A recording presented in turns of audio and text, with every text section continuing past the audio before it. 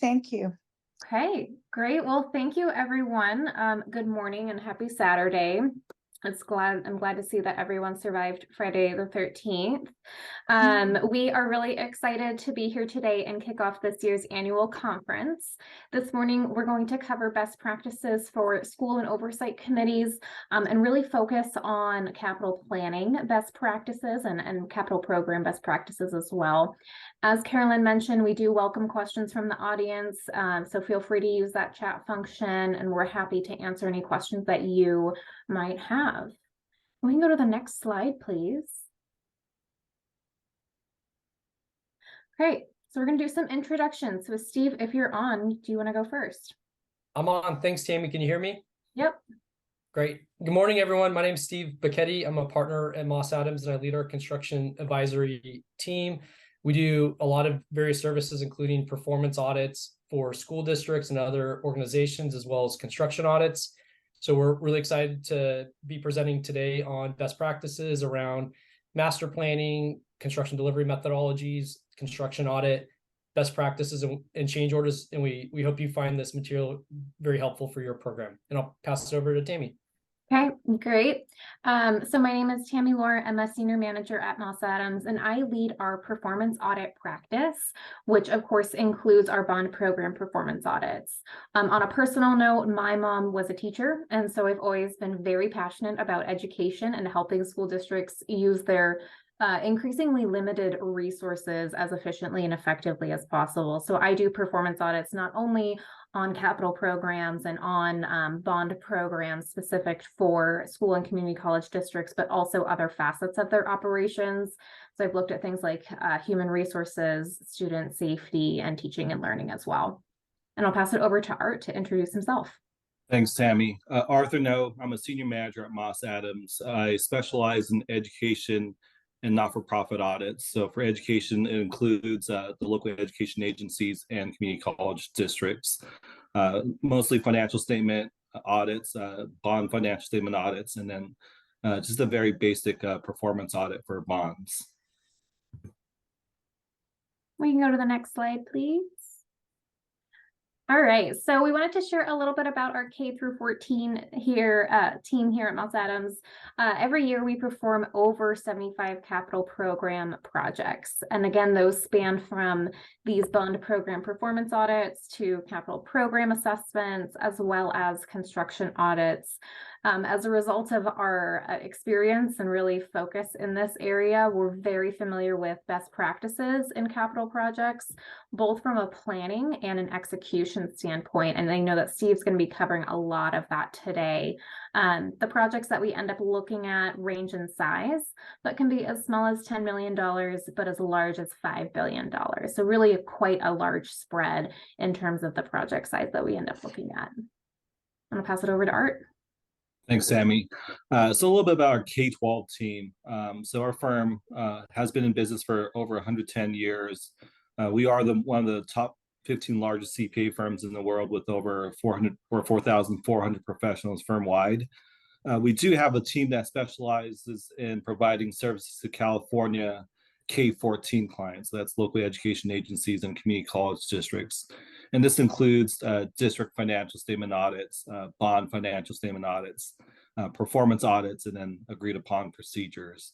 So pretty much whatever services the community colleges or local education agencies require, we are a firm that has the ability to provide those services. Next slide, please.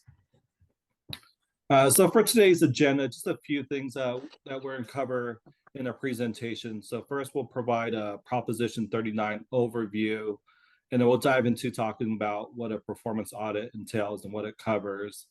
We'll also talk about Article 13A of the California Constitution, the project life cycle of a construction audit.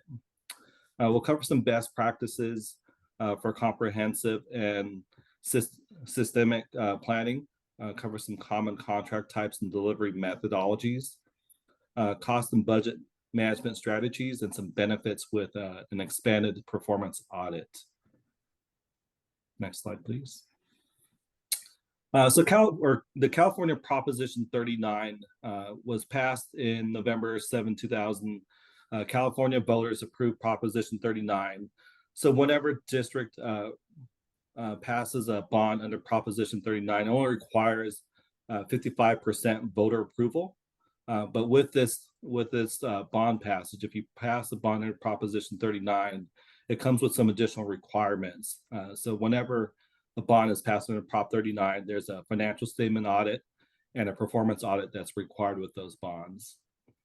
Specifically for California, the requirements specify that the proceeds from the bond sales must be spent only on projects listed in the ballot language. So as part of the performance audit that's required, the auditors are required to review and test expenditures to make sure that they're consistent with the projects that are listed in the ballot language.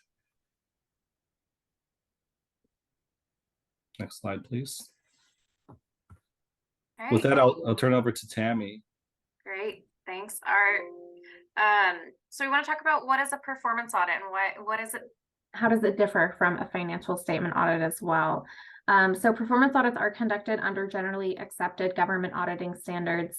They differ pretty significantly from a financial statement audit. So performance audits can really have a variety of objectives that range from things like compliance, the use of internal controls, but they're also about program effectiveness. So how well are we achieving our results, and how are we communicating that out to our district?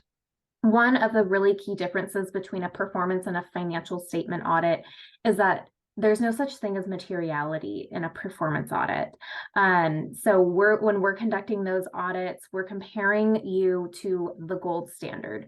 So whether that is compliance with the bond language or the application of policies and procedures in something like the procurement of contractors for your capital program. And really the intent behind a performance audit is not just to say, yes, you complied, but rather, yes, you complied, and here are additional opportunities to help improve your capital program. We can go to the next slide, please. So along those same lines, again, the purpose and intent of a performance audit is to help improve your operations, reduce costs, and strengthen your internal controls. We know that a lot of districts just want to know if they're compliant with their bond language and sort of be on their merry way. But especially in today's world, there's a lot of ways to be able to use your annual performance audit to make sure that your bond program is using funds in the best way possible. And with that, we want to think about the district's contractor oversight, what is in place to make sure that costs are allowable, and that we're using those funds appropriately and managing our contracts appropriately as well. One of the reasons that performance audits are really so important for bond programs is due to public trust. So we want to be able to show our community that we're a good steward of their taxpayer dollars and create an environment where a community isn't going to vote no on the next bond that goes out to a vote because they don't trust how you're expending those dollars. So because of the audit standards in this area, we want to be able to show that we're really being very effective and efficient and thoughtful about how we're using the taxpayer dollars that have been provided to us for these different capital programs. We can go to the next slide, please. So this accountability piece for the district is really a key component on why citizen bond oversight committees are in place. So your role is, of course, to receive and review the bond program's performance and financial audits, make sure that there is compliance with the ballot language, as well as key district policies and procedures. So really thinking through the internal controls that are in place for the bond program. You have a role in reviewing efforts that are made by your school or community college district to make sure that bond funds are being used efficiently. So again, looking at where are we spending these dollars? How are we spending them? What are the contracting mechanisms that our district is using to be able to design and build facilities throughout that entire project life cycle? And with that, I'm actually going to pass it to Steve to talk a little bit more about that project life cycle, as well as some best practices and capital programs.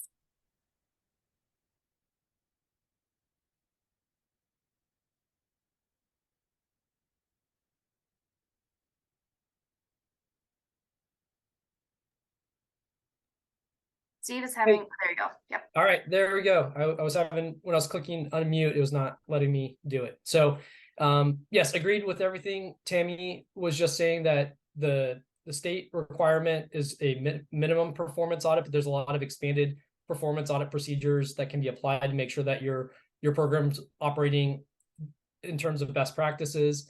Today, we're going to go over the project life cycles, specifically planning and programming stages. We find that if you get off on the right foot, you set yourself up for success. When we do our performance audits or construction audits, these are the various phases. Each phase carries its own kind of risk profile.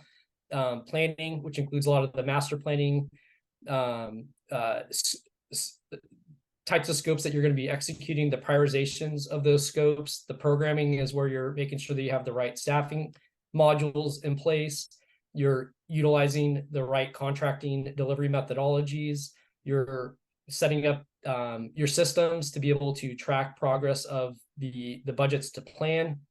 And then we go into the other areas of design, construction, and completion, where if you do the master planning and programming correctly, the design and construction phases, you're really ensuring that the vendors are performing per the contracts that you've established.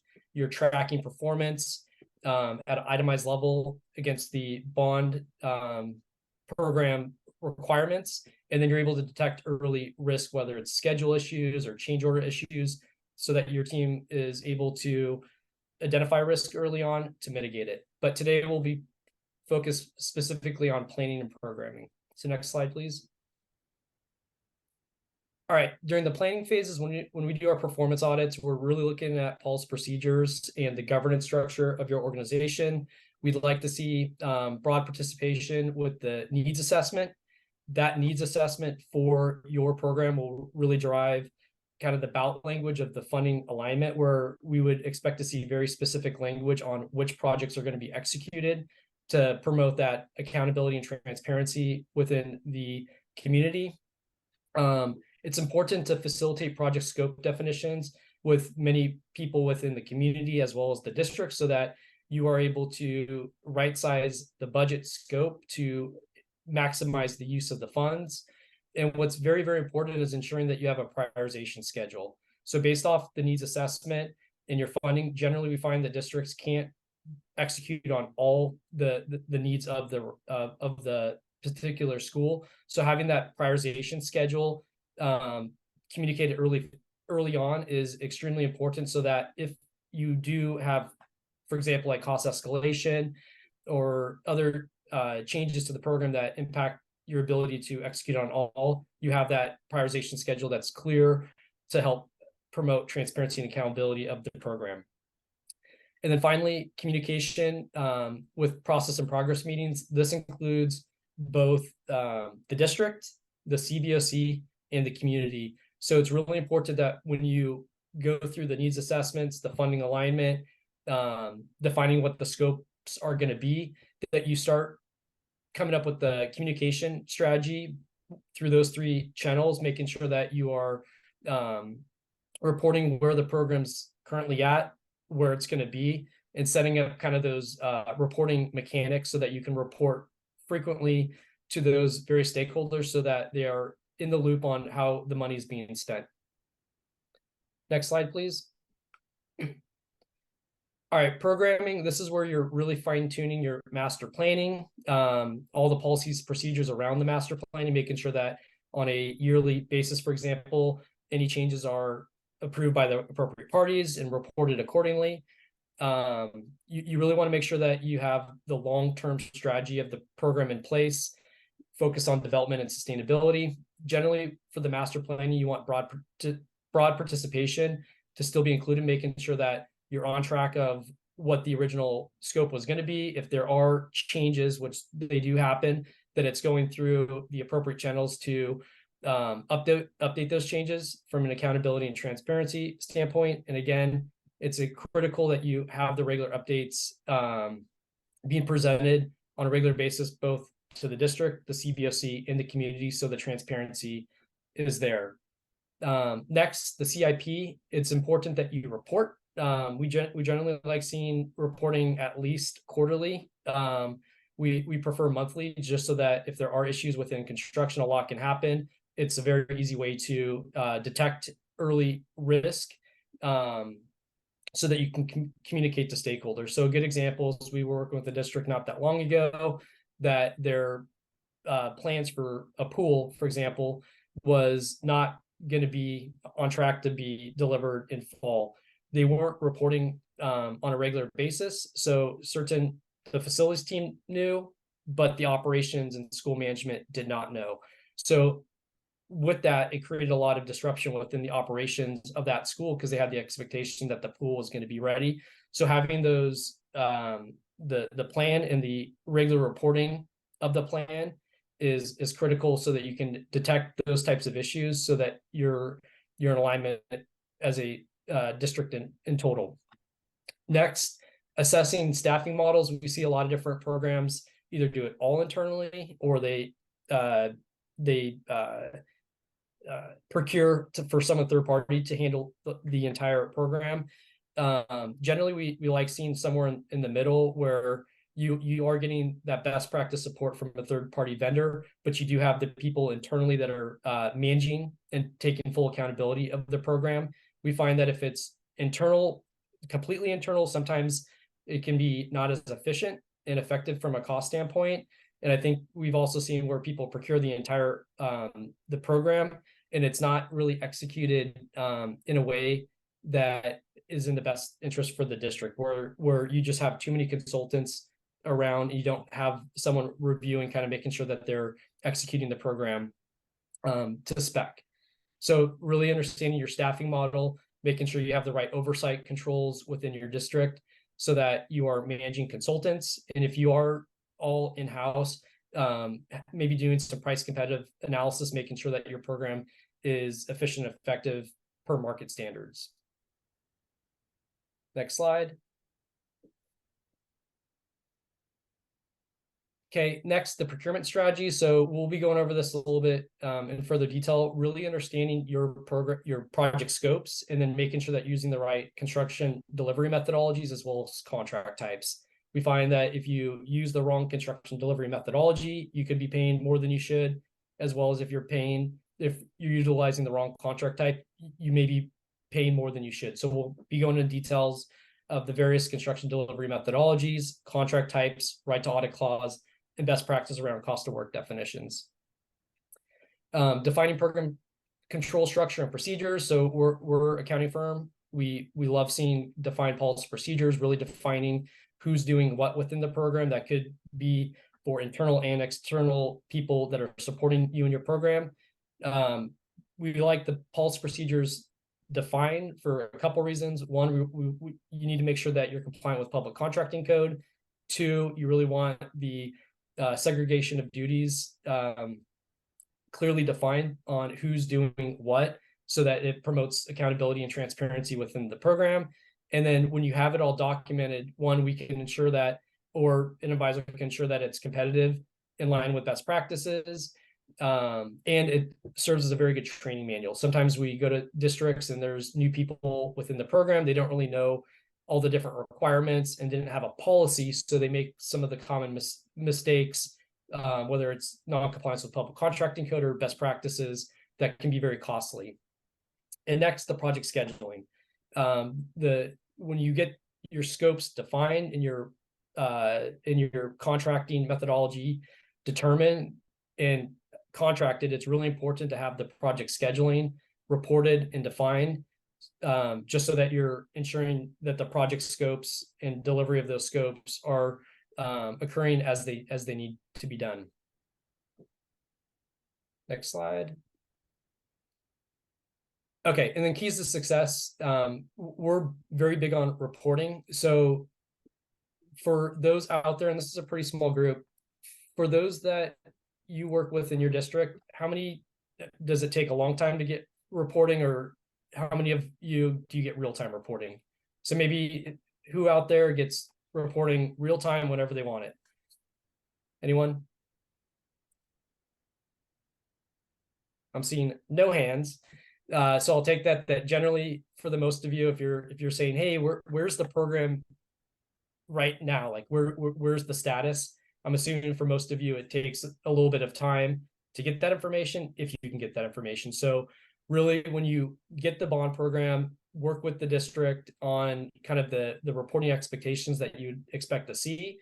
And then making sure, if you're with the district, making sure that your system and chart of accounts are set up thoughtfully so that you can report your program status efficiently and effectively. Sometimes it requires kind of a different tool or reporting tool, but the benefits of having it set up thoughtfully will save a lot of time from an operational standpoint.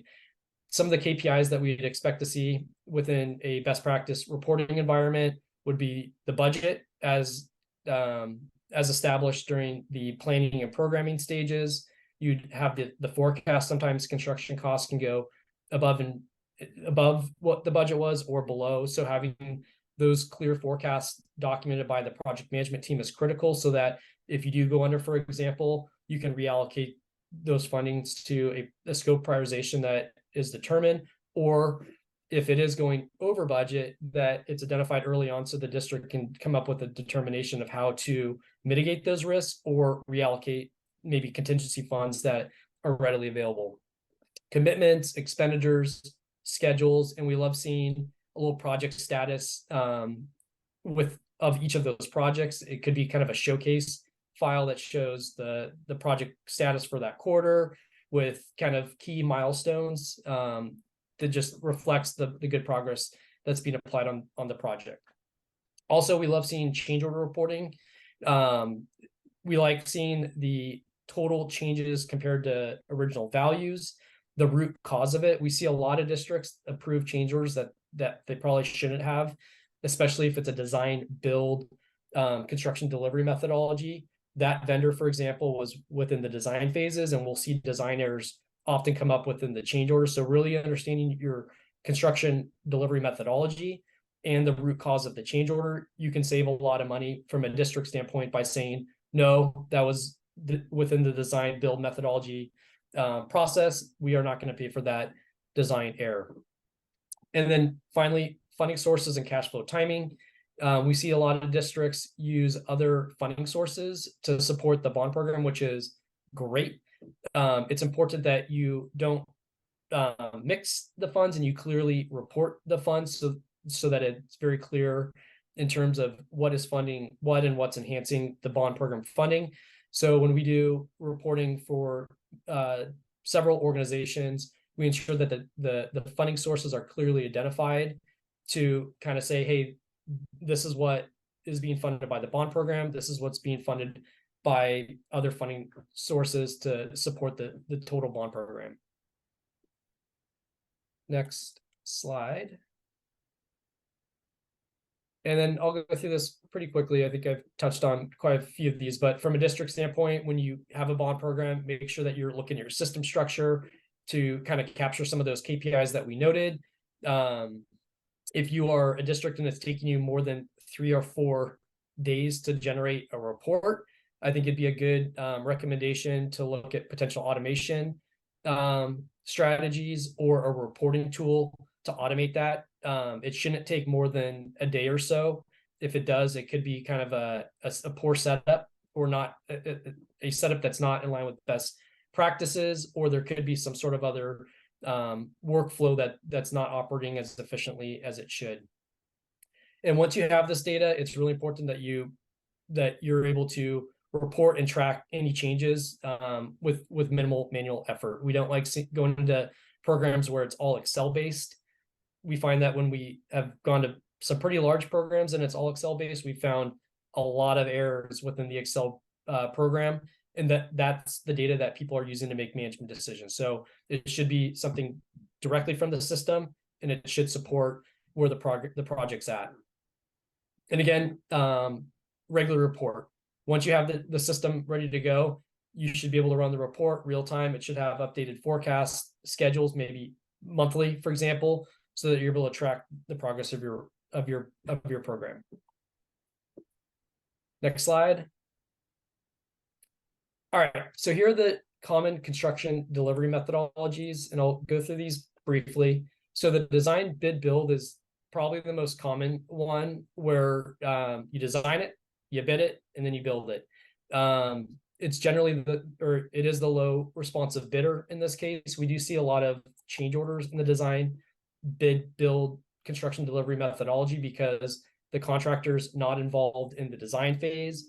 And we often see design errors or gaps identified in the change orders. So making sure that when you do those, have a good architect that is familiar with school district requirements to help minimize those types of changes. The multiple prime construction delivery methodology is where you are actually bidding the various sub packages. It's essentially cutting out the construction manager from the process, which can potentially be cost efficient. However, we have seen organizations use this and they didn't have the right control structure around it, and it costs them a lot of money. So if you do the multiple prime, making sure that you have a team that has the experience to manage the various sub trades, and then it's reporting of those sub trades is even more critical, so that you don't it doesn't result in like potential scope phasing issues that will be a direct cost to the district, versus if you have a general contractor that's managing, you could build that into that control structure where they're on the hook for any potential like scheduling or phasing issues within their contract. The design, build, construction delivery methodology is generally used for projects greater than 1 million. We like the design build methodology. It engages the contractor in key trades at a very early stage in the design and building stage. We find that the design, build, construction delivery methodology generally, or should in theory, have less change orders because they're a part of the design process.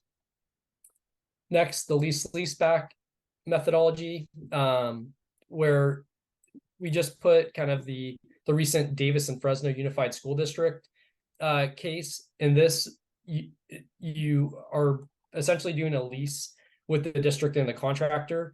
There's a lot of requirements within the lease-leaseback, so making sure that you're working with your bond counsel to ensure alignment with best practice is critical. And then finally, the CMAR, where it's the construction manager at risk.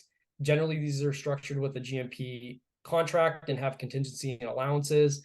And this basically puts the risk of the construction project with the contractor to execute the work. If they do not, then they're at risk for any cost overages. And again, working with your bond counsel is critical. Making sure that your policy procedures have the right thresholds is critical, so that when you are determining the construction delivery methodology for each of your projects, that one, you're compliant with PCC, and then two, you're executing it in alignment with kind of best practices. Next slide. All right, the various contract types. So we'll see a lot of design build contracts, for example, that are lump sum. We really like the guaranteed maximum price contract when the cost of work definitions are clearly defined. The reason being is if you have a, for example, CMAR or design build that's a lump sum, although there are competitive bid components to each of those, you don't know if the contractor was able to execute the work at a lower cost, so that you effectively be paying them more profit than you may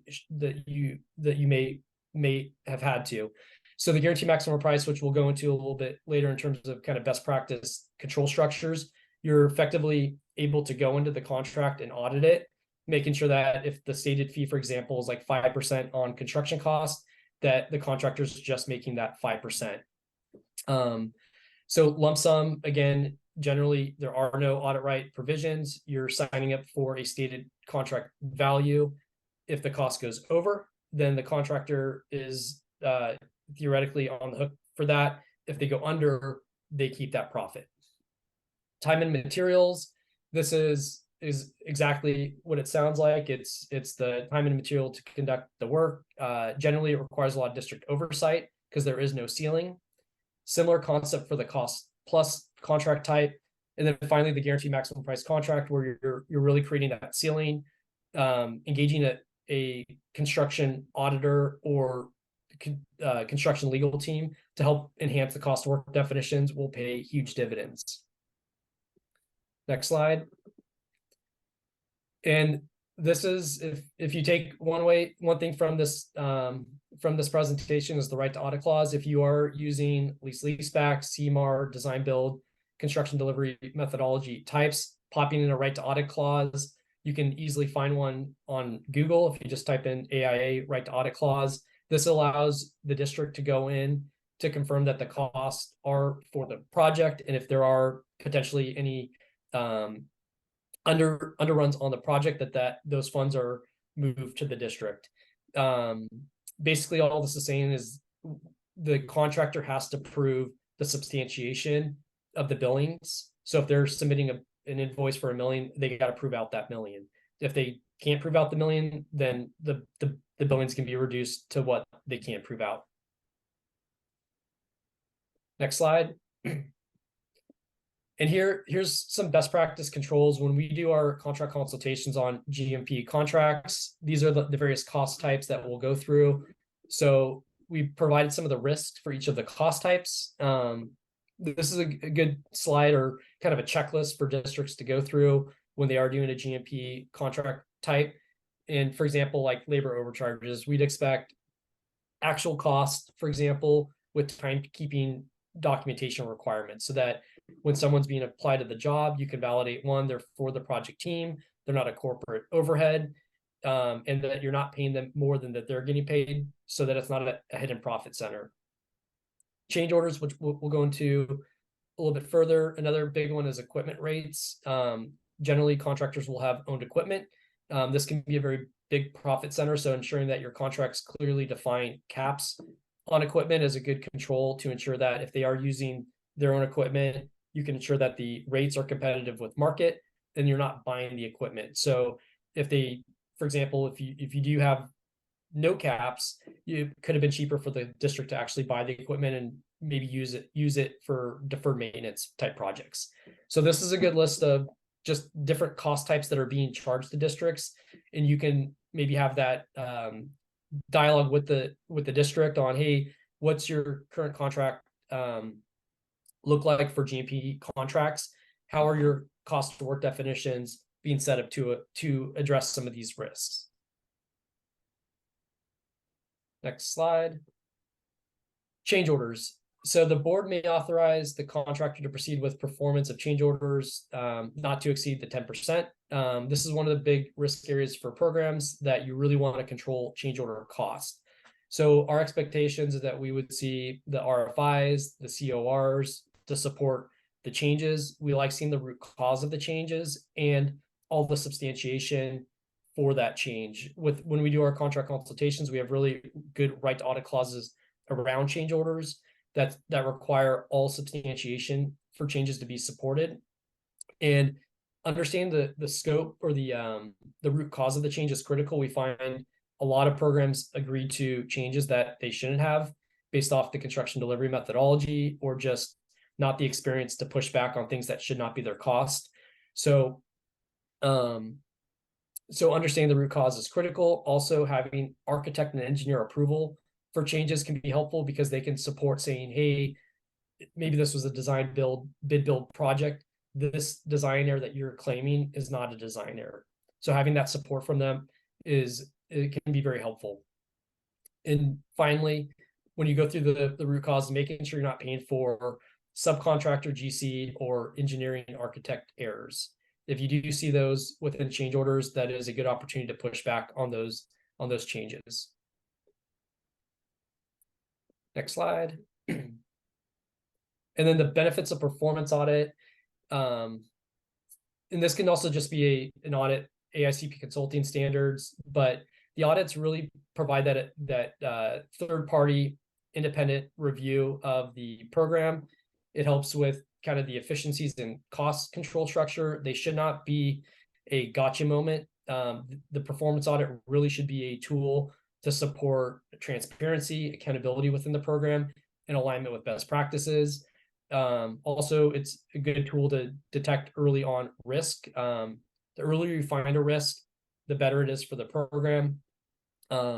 Also, compliance with the various requirements. There's a lot of them. So having performance audits set up with kind of the public contracting code requirements in mind can be very helpful. It supports not only compliance, but alignment with best practices. It helps. Performance audits can tighten internal control and project controls, which will pay huge dividends. If you're making some of these tweaks within the program, reduces errors, it improves communication. And I think the biggest one is if the performance audit's done correctly and constructively, it supports kind of that continuous improvement culture. We go through a lot of programs, people make mistakes, it happens.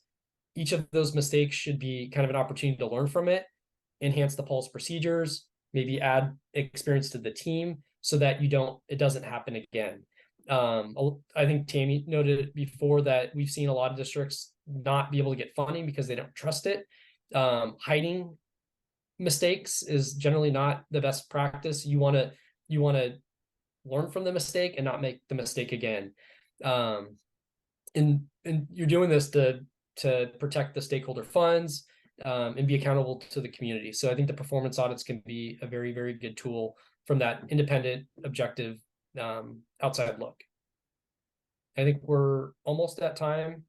Yes, I think you've got about 10 minutes for questions. Is this your last slide? Oh, here you are. Perfect timing. Unbelievable. Good job. Right on the money. Yeah, right on the money. Okay, good. Any questions? Okay. So who's got any questions for your friendly performance and construction auditors?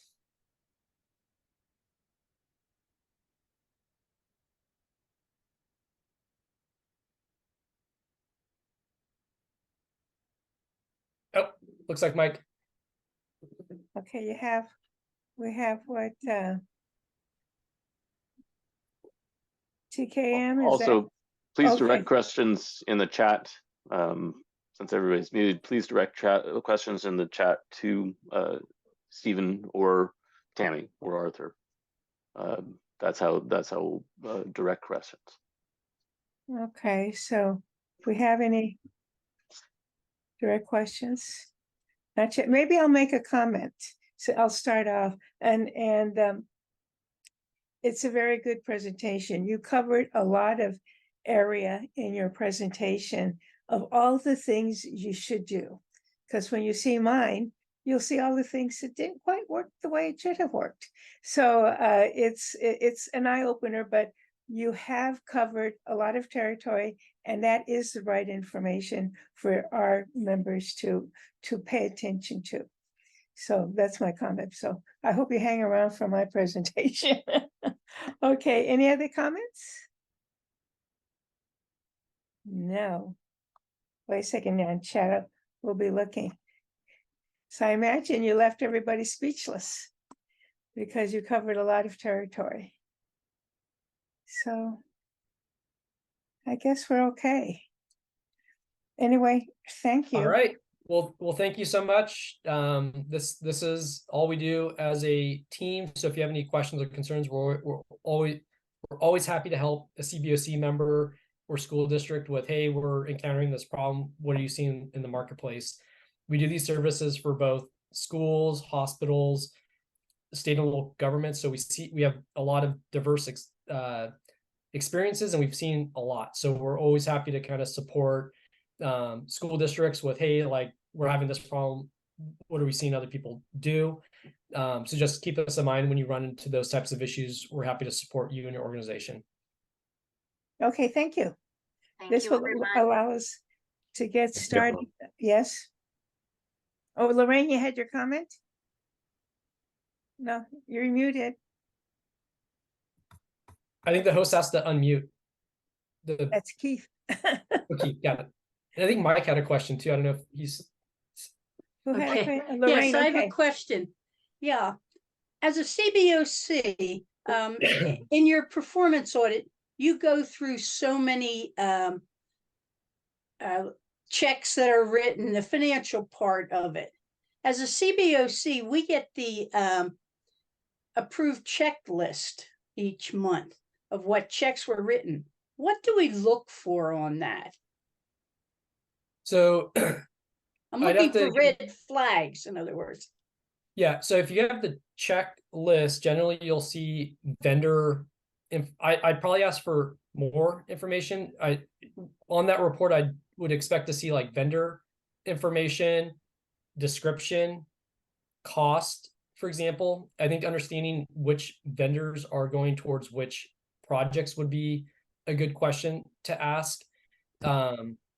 Just to say, hey, like, okay, we're incurring contractor costs. Is that the contractor on this project? Or if there's like legal fees, maybe saying, hey, what are those legal fees? Is it for a project within the program or is it not? So I think understanding where the cost, what the cost is and what project it's for, and seeing the vendor information, you can maybe ask for a sample of like, hey, what is this? I think you could test the overall reasonableness of, hey, that's an architect type cost and we're in the design phase for this project. That seems correct. So I think understanding project stage and then the vendor type will help you kind of say, hey, is this a reasonable cost? If no, can I see the backup for that? Thank you. Okay, I think we're okay at this point in time. Okay, so thank you. And then we'll move on to the And next. did Mike have a question? Yeah, yeah, I just, Oh, okay, I real didn't see quick. that. Okay, go ahead, yeah, Mike. real quick, could you talk about some of the other red flags that you look for in during the audit process? Oh boy. I can be here for another hour. So I think master planning is huge. So what we see a lot of, maybe one of the biggest thing that we see is programs saying, hey, we didn't meet the objectives, or it's a very upset community because they didn't feel like scope was prioritized correctly. So I think some of the biggest issues is the master planning and the reporting of the master plan on a consistent basis. If things do change, that you have good policies and appropriate parties that are managing that change. And we're very big on reporting. So if your master plan is good, you got the right stakeholders and approvals at that point, and you're reporting against that plan on a consistent basis and being transparent when things change, I think that helps. Maybe probably the biggest issue of just that transparency of people not thinking they got what they paid for. Other issues, it's the right staffing mix. I think we often see people that they're very smart in their field, but they've never managed a construction program. So they don't have the right experience and team supporting them in alignment with best practices. So having the right team and advisors, making sure that your policies are set up, your team and governance is set up, you have the right oversight controls around that team is critical. We've seen a lot of programs that they're not efficient internally, or they're outsourcing it completely and they don't have the right controls to manage it. And it kind of goes excessive very quickly. Other areas is the contract type kind of determination. I think a lot of people, when they get the architect, they don't go through the prioritization of the scope correctly, or don't have the right controls around the architect. So making sure that you have kind of the schematic design owner approval requirements, the right sign-offs for what the plan is. Once you go through like the schematic and design documents, and you potentially make changes after there, it gets very costly. So I think having that phasing of scope is critical, so that you're like, hey, this is the plan. Here's what we're prioritizing. Here's the right parties that are approving the schematics, not changing it. We've seen just many instances where they kind of have a very small team doing the schematics, and they get Keith, recording stuff in progress. Okay. So yeah, so I think the right contracting controls and approvals of what the scope's going to be. And then Tammy, I'm assuming you got one that's near and dear to your heart. Okay. I think we're done. I think we're pretty close to being done. Tammy, did you have a comment real quick? We only got a couple of minutes before we. I just said, I just wanted to add change orders to that mix. But that's one of the big red flags that we end up seeing is what's the dollar amount on those and what's the approval. That's good. Okay, I guess that's it. Thank you. Great. All right, I thanks enjoyed everyone. this presentation. No more questions because we're going to be starting our next